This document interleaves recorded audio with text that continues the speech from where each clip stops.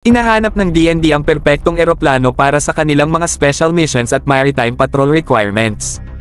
Pero, bakit tayo magpapakulong sa mga bago lang? Maging maliksi tayo at tingnan ang posibilidad ng pagkuha ng mga gamit ng P3C Orions mula sa US Excess Defense Articles stocks. Ang mga P3C Orions na to ay maaaring maging perpektong pampuno sa mga kakulangan, mga bro.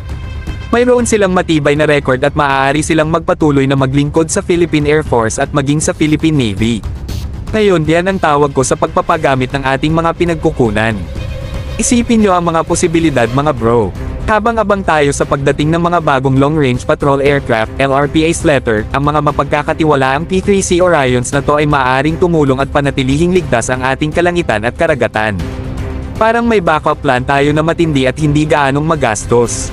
At huwag nating kalimutan ang dagdag na benepisyo, mga bro.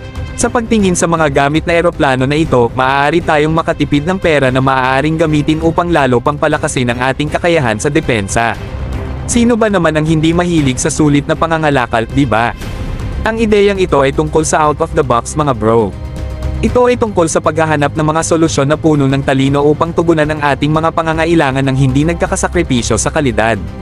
Ito ay tungkol sa pagiging maliksi at palaging nasa huling antas ng pag-iisip habang pinapanatili ang isang malakas at kahusayang puwersa sa depensa.